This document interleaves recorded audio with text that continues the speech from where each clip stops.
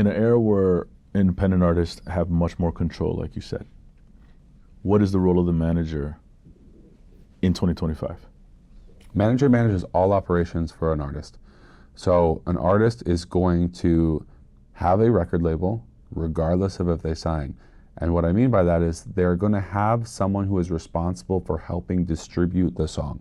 That could be TuneCore, but someone is literally manually uploading it, putting in metadata, getting lyric sheets, negotiating the deals for the producers, the writers, whatever. They have the role and responsibility of helping distribute music. So the manager is in charge of that person, whether it's Insular and they're doing it, or the artist is doing it, or they get a distributor. They're managing that connection. They're managing their connection with your agency. Your agency could, for an artist, be just touring. Your agency could be William Morris or CAA or Wasserman or UTA or even subagents, where they also have acting. They have acting agents within that agency, or they have literary, or they have comedic agents. And if your artist is like, oh, I actually want to do, like, I still think Louis Capaldi should do a comedy tour. I would buy a ticket. Yeah, for I would too. Like, I think he's hilarious. He's great. And he actually made a post about this the other day where, like, people are more upset that I haven't been funny online than released music. It's like, no, I want your music too, but also, like, please do a comedy tour, or at least a Netflix special. But you have an agency that can do all of these things for you, build a show, whatever. Your manager's in charge of that. So even your agent that says, hey, I want to go run a tour in North America because we mean tickets to North America, your manager ultimately with the artist is like, I don't want to tour those markets yet. I actually want to separate it. Let's do A markets and then B markets. And it's a ping back and forth between the agent. So your manager is managing those operations. Your manager is managing the way you present yourself on social media, whether they're saying, tell me what you're doing, or giving you feedback. I have a developing artist I'm developing an artist who's in the country space that I just signed, and it's very, very, very early, but her voice is nuts. And I talk to her every day about social media strategies. And I'm like, I'm not going to tell you what to do. I'm telling you what's worked and what I'm witnessing. Just here's options. Mm-hmm. If you say, I don't like any of those options, I'm going to do my own thing, cool. I'm just trying to educate you through the process from my experience. And once we start to build that out, we're going to build out the music, we're going to do whatever. But I'm helping her with even social media, even though I'm not even posting for her. But the manager is the president of operations for the CEO, which is the artist. Artist is up here, president of operations is the manager. You have your president of distribution, which could be a record label. You have your president of copyright, which could be your publisher. You have your president of touring, which could be your agent. You have your president of business affairs, which could be your lawyer. But your manager is managing all of those operations as you scale. And so you really want your manager being super communicative. You want your manager to be someone who knows a little bit about all those things so they can check people. And you want your manager to be your partner in how you vocalize your desire to do these things, whether it's building repertoire or it's going on tour or it's booking a comedy tour. It's like you're trying to get it done. Your manager also has to be the voice of reason to an artist, which is what sometimes causes friction with an artist and a manager, because it's very easy for someone to say, we can't do that. And then you go and articulate, we can't do that to your artist. But your artist is going to say, why? Like, we can't do that because of X, Y, and Z. Actually, I didn't like their reasons. I'm going to press them a little bit. Let me press them. They said that we only got an offer for $30,000 for that show. You're right. Why? We did this many tickets at this dollar amount. We've done this much growth since. We should be getting $50,000 for that show. You go back, the agent's like, we're never going to get $50,000. This just happened to me today, and I passed on the deal. We're never going to get that kind of money for this show. I was like, cool, pass. And they're like, well, they offered that kind of money for the show. I was like, I don't want it, pass. And it's wait, they came back and said they gave $50,000. Then I was just, I mean, it wasn't that dollar amount, but they came up Close. Drastically, and I was like, yeah, I don't want to do it. And I didn't want to do it because I didn't want it to devalue a hard ticket show that we're announcing in that market a little bit later. Okay. But your manager is the one dealing with the agent, because the agent was like, this transaction happened, do you want to do it? And it's the discerning decision of the manager and the artist. And if you have a good agent, they're in that conversation too. For sure. But your manager is a linchpin between all of these conversations. So if you're an independent artist, your manager is doing everything I just mentioned themselves. And it's tough, but at the same time, you almost want to bring on people. Like this is where This is some artist who became very successful in the pop sector with big hits and big albums, kind of failed a little bit in the sense that they made a lot of money, they owned their copyright, but they didn't see the value of building a team. If you want to be the independent artist and you want to contain that independence, but you also aspire to be a global presence, then you need to be spending money building a reputation in global markets, which means you need boots on the ground to help you with publicity or digital or marketing or whatever. And if you're like, oh, well, now we're making 100% of our copyright revenue, this is so sick, now we're just going to pocket it all, I'm going to commission my thing, and I want to tour in, you know, France one day, it's like, well, you didn't actually do anything in France one day. You're really big in America, but you didn't make any sort of effort to invest in these other markets. What I said earlier with Bunt, we spent tens of thousands of dollars doing free pop-ups in Mexico so that we could sell at a stadium in Mexico. We invested in that market. And that wasn't even the record label, but we saw the opportunity to say, hey, we have all this income, but instead of just pocketing it, can we reinvest it to make it 10 times bigger? And I think that that's what artists need to be thinking about when they're building their team. If they're like, I fiercely want to stay independent, power to you. Your choice, do it. Awesome. Build a team. Like, if you want to be an entrepreneur, then you got to build a company. And if you want to be an entrepreneur that does all these parts, and this happens with artists sometimes when they micromanage. I want to do all of it. Okay, well that means you're not in the studio today. Okay, that means you're not planning your next photo shoot. That means you're not planning what you're going to wear for this because you're spending too much time micromanaging all the parts. And if you start to find yourself in that position, you need to take a hard look at, do I have trust issues that I need to step back from and I do have the right team? Or, damn, do I have the right team? Like, you really need to assess what gives you more creative freedom to be successful. You said partnership. Very much an entrepreneurial role, the manager. Yeah. There's been a bit of a conversation online on a post that I had with Lex with the 50-50 partnership. To me, it's not so much about the 50-50. It's more so the partnership, equity in the business. What's your take on that? Lex was really articulate in why he thinks it should be a 50-50 partnership. I don't share the same opinion, but I really respect what Lex has done. It becomes difficult when you say 50-50 partnership because there's a heavier investment sometimes with a touring artist. So let's say we're 50-50 and let's use broad numbers. So you have an artist that's really successful and you're starting to get $100,000 offers in certain markets. You get a $100,000 offer in New York to do a show. Manager says, 50-50 partners, I made 50 grand. Cool. Artist says, I got to bring in production now.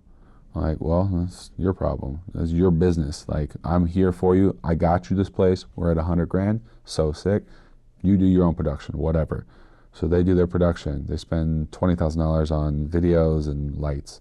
Cool. There's 20 grand off the artist side. Well, now the artist only has 30 grand, but they have a band. And they got to pay everyone between $500 to $1,500 a day. And there's a day to fly in, there's a rehearsal day, and then there's the show.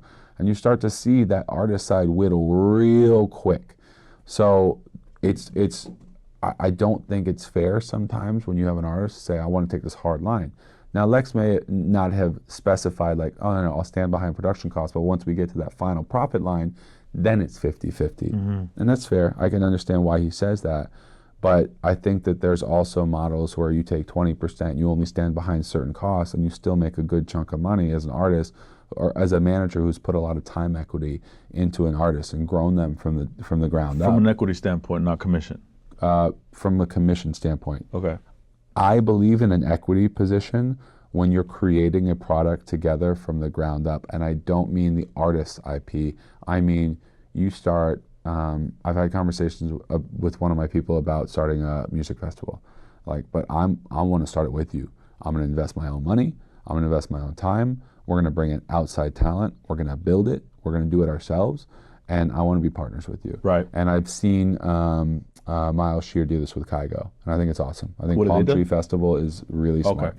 I think it's really smart. And it's modeled after Margaritaville, who they were both very good friends with before Jimmy passed.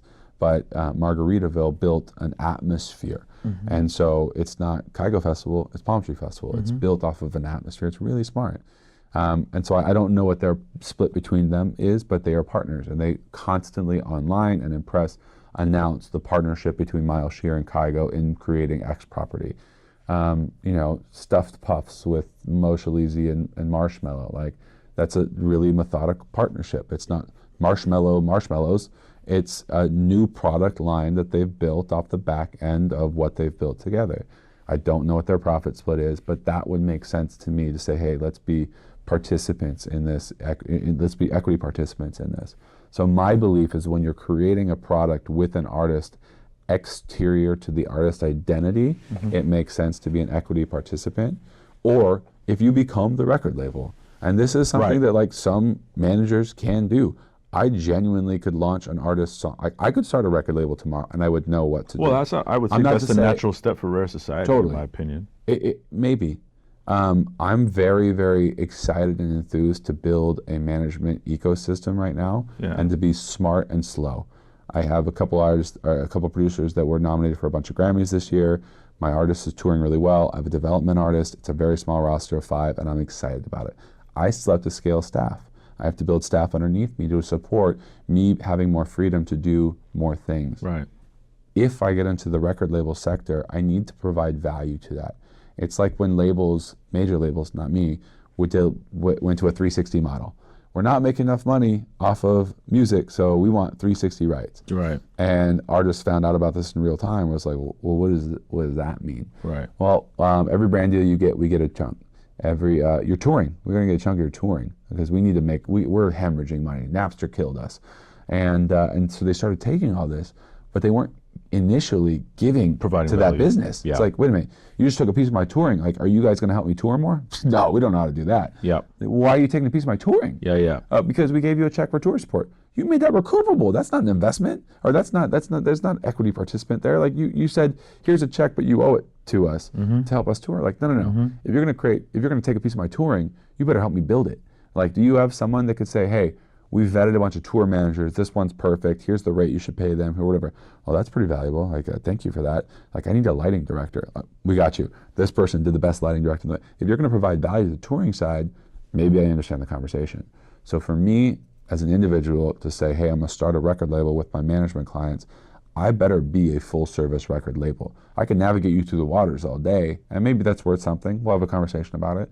But until I have the capabilities of time to say, no, I'm going to take this song start to finish. And if I feel like at any point in that start to finish journey, I don't have the manpower or the bandwidth or the capital to keep this going, then I need to partner with someone and put my ego aside and say, hey, I need help because there's something successful here that I can get to 60x, but to get to 6,000x, I need someone else. Well, to your point, if you don't have the capital and you do say you have a 50-50 partnership, well, you might actually make less than if you're taking the 10 to 20% commission. Yeah. Because there's a reinvestment back into the company, obviously, if you're standing behind the cost. Yeah. Which I think was Lex was meant to say. But yeah, like by the end of the year, your revenue might be 900,000. Yeah. But your expenses are 850,000. So all of a sudden that 50, which is really easy, by the way. Very easy, because you're reinvesting trying to grow a business. So that profit margin, EBITDA, is non-existent. You might be in the red at that point. Yeah. Right. So it's oh man, touring is fun, but it's also you gotta check your margins. Like, make sure you're making money. Like, even when it's raining money and bags are coming in from everywhere, you start spending a bunch of money. You realize like those costs add up real fast. Real fast. And it's like, well, we're investing. I made this mistake really early on in my management career where I had an artist that wasn't streaming. I was their manager, not their record label. And because, I started Rare Society a year ago, but I've been managing writers and producers and artists for 10 years. Yeah. And I had an artist where all my commissions came in, and it was such a learning moment for me. All my commissions came in, and our show was the catalyst for excitement. And we made tons of money in merch and shows. We didn't make any money in music because it was art for the sake of art, and it was not commercial. It was very niche. But the touring business was building, and we started doing these crazy productions in 2,500 cap rooms that cost way more than we were making. And the way that we were able to do that is we were using the money from merch, reinvesting it in the show. I was using my commissions, reinvesting in the show. But I didn't articulate to that artist enough that, like, your show is our show now because I just took $20,000 out of my pocket and gave it to you. You never felt that because it never went into my pocket. And I talked to one of my business manager friends. He's like, if you ever do that again, you have the artist wire you the money. It's going to cost $35 for the wire or $30, whatever it is.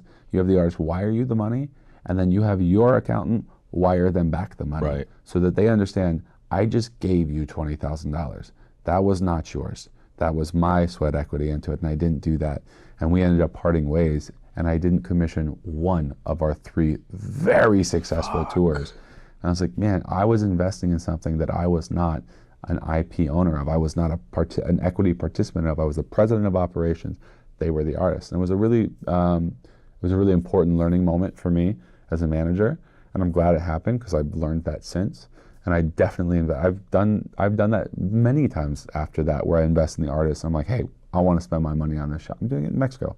Like, I'm spending all my money on the shop. It's like, your money is spent, my money is spent. We have other partners who are like, we invest, we're getting it. There's a process and you're communicating it. But we're communicating it, and it's a very distinct understanding of, we're investing in this together, and there's going to be a payoff from it.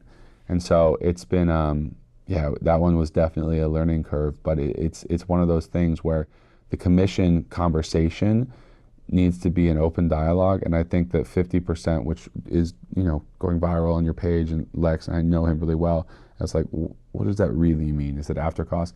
There's also managers out there and companies out there that genuinely do have the workforce to do both sides. So if I say, hey, I want to sign you as a management client, and then I would actually like to sign a production deal with you, and I would like to release records with you, and I'll be the acting label. I was like, that's just, you talk to some other manager like, oh, that's disgusting. They sign your label, whatever. Yeah, dude, I have 30 people working my records, and I have a staff of people that works my man. What are you talking about? It's disgusting. Right. You have you and your assistant. Shut up. And so I think that there's another side of that. Is just like, understand if they do have the ability to work both sides, it becomes a lot fairer.